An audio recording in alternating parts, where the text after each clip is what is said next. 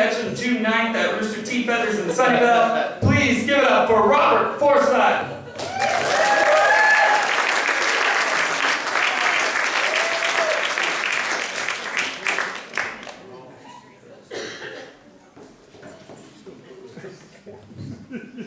Let's keep it going for Wes before he disappears into the darkness. Well, he brings this show to you once a month, so you don't have to drive down to that little pit called Gilroy on Wednesdays to see what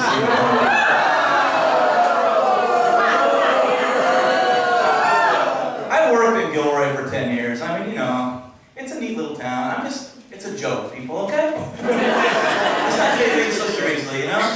And I got the memo from Wes, so I left the Stars and Stripes shirt at home, because I didn't want to be asked to leave early because of that.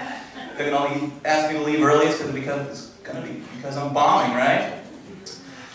Yeah. And what's this, you guys are having a Mardi Gras this weekend? Mushroom Mardi Gras?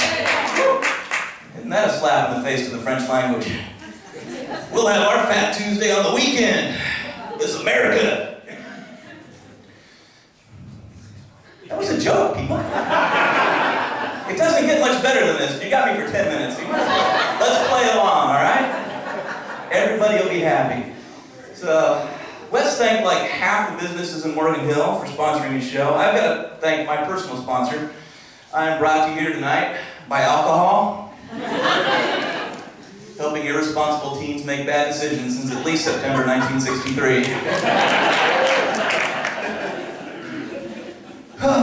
So we got any Prius drivers in the audience? Good, you're gonna love this joke. It's not like I'm afraid of Prius drivers, you know. Not that they're gonna chase me down or anything. I mean, I drive a hybrid. I drive a Honda Civic Hybrid, right? Unlike Prius drivers, it seems I know the limitations of my car. And if I want to get somewhere fast, I walk. But it just seems, it is just my, personal observation from driving over 17 every day, that Prius drivers seem to be the most self-centered, arrogant, holier-than-thou jerks behind the wheel, okay? One person's been inconvenienced by one too, right? They hog the fast lane, they just seem self-important. But I had to rent a vehicle to go to LA, and I called up and made the reservation, and I get there, and there is one car in the parking lot, and it was a Prius. I'm like, oh God, I gotta drive a Prius. But I found out that attitude that Prius drivers exhibit, that comes with the car. Because it wasn't 10 minutes until I was in the fast lane on 101 South going, I'm doing 70 miles an hour, you guys can just suck it, all right? I'm only driving to LA. But I actually enjoyed that car, because I drove to LA, I drove all over the place. I didn't have to put gas in it until I got to a Tascadero on the way back. They don't see many Priuses in a Tascadero. I pulled into a gas station just as a guy on a Harley pulled into the pump on the other side of the island, and I'm out putting gas in it, and I look, and he's just staring at me. He's like,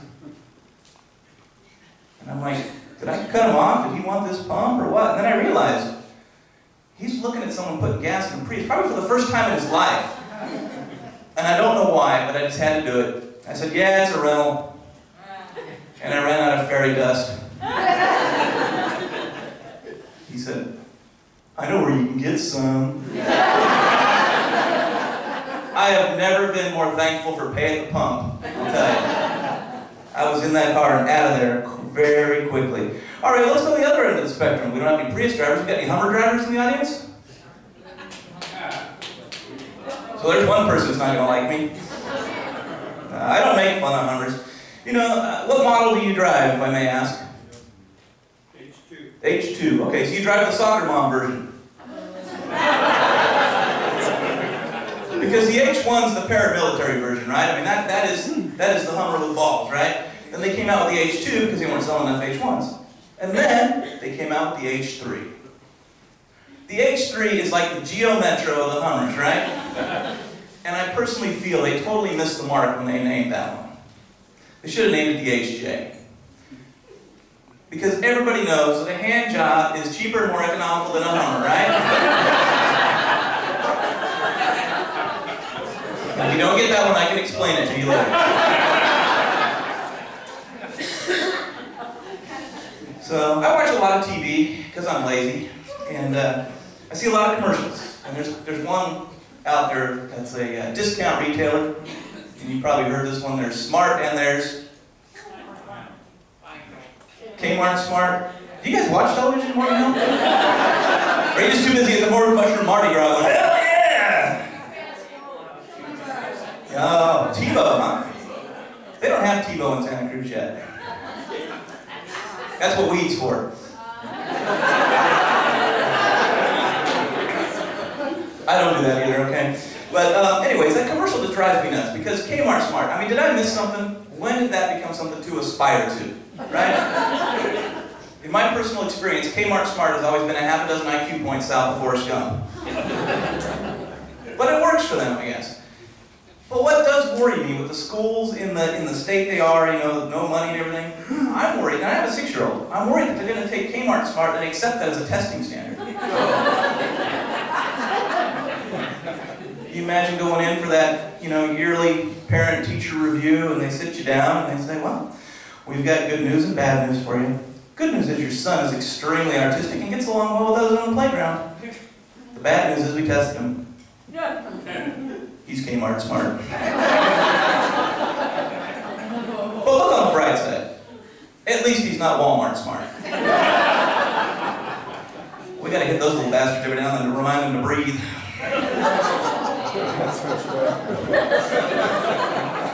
And there's a radio commercial I heard recently it just hit me wrong, and it just pissed me off. And it's for an insurance company. And it's Eastwood and some other insurance. They've joined forces, now they become Titan Insurance. And their tag thing is called 1-800-TIGHTEN-UP. Oh. Like, that's what I want to do when someone's going to insert something uncomfortably in my rectum, because basically, isn't that what getting insurance is? The last thing I want to do is tighten up, right? You go to the doctor for your prostate exam, he doesn't say, okay, bend over and tighten up. You know? If they want, you know, they should just say, hey, come in and get a kegel and a quote.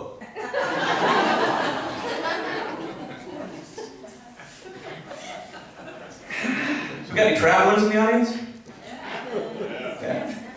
Anybody like to go to Vegas? A couple people, yeah. I see some members of the Stinking Rose Red Hat Society going, hell yeah! I got $3 machines going at once. Well, my wife and I, we have a 6-year-old at home, so we don't get to sneak out very often. But last summer, we were able to sneak out for a Vegas weekend. Sneak not being correct technically, but it sounds so much more decadent than begging the mother-in-law for 4 straight months to come spend a weekend with the grandsons so we could get off, right? So we went to Vegas. Yeah, we had a good time, you know. Went to Cirque du Soleil, and I even remember to pick my man card up on the way out of the auditorium. Because you got to check it to go in and see Cirque du Soleil. And we just had a blast. But there's something interesting when you try walking down the strip. Anybody had that experience? You got these guys stationed like every 6 feet. They're flicking these cards and trying to hand it to you. Yeah. For anybody who doesn't know what I'm talking about, I'll explain. These cards look like baseball cards. But the stats are limited. And the uniform's even more so, right? And my wife and I are walking down the strip, and these guys are doing this number constantly. I'm like, dude, come on, I'm with my wife. Be a little discreet. I got a whole pocket full of them. Figured I'd take them home and give it to my son. He was 5 at the time. His friends all collect Pokemon cards. So here you go. Here's a whole stack of Poke-Ho cards for you.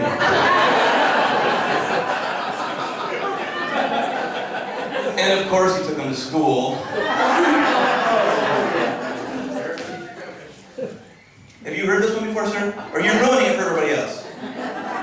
I'll get there. Okay. So yeah, at recess, his friends are like, look, I got Pikachu. And my son's like, look, my Pikachu. Mine has nipples. Now, nipples isn't a bad word, but it will get you a parent-teacher conference real fast. And that was an interesting one. So, I actually have 3 boys. With my, I have 2 older boys that are long gone, living with their mom, and a little 6-year-old at home. And I'll tell you, if you want to have an exciting home life, have a 6-year-old boy. Because there's never a dull moment. It's always exciting, it's often fun, and you never know what's going to happen next, you know? A couple weekends ago, I was trying to sleep in on a Saturday, and at 7 o'clock, I heard those feet hit the floor, shuffle off to the bathroom. Followed by, and catch this, the next thing I heard was, "Ooh, stupid penis!" Which I pretended not to hear. Until my wife nudged me and said, "Remember, penis issues are your problem." Thanks for reminding me. So I go running down the hall to see what's going on, and I find him standing there, and he's peed all over the tank, the seat, and his feet. And I start thinking, he's 6. He thinks his penis is stupid now.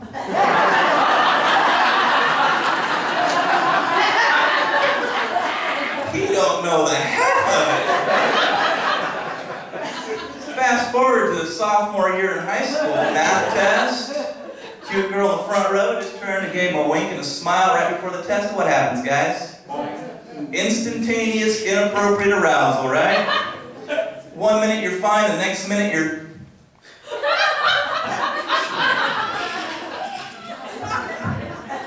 Stupid penis. Think of grandma. Think of grandma. Think of grandma. That one always worked for me. That or dead kittens. And dead kittens don't go over well in big rooms, so. And then fast forward another 30 years. That cute little girl who smiled and winked at him in class is now curled up on him in bed. They've been married for 25 years. You know, she's rubbing his chest and nibbling on his earlobe, and he's got this issue going on.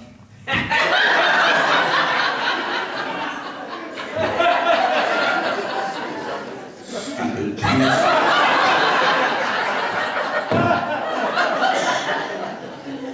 Sorry, dear, it doesn't look like your night tonight.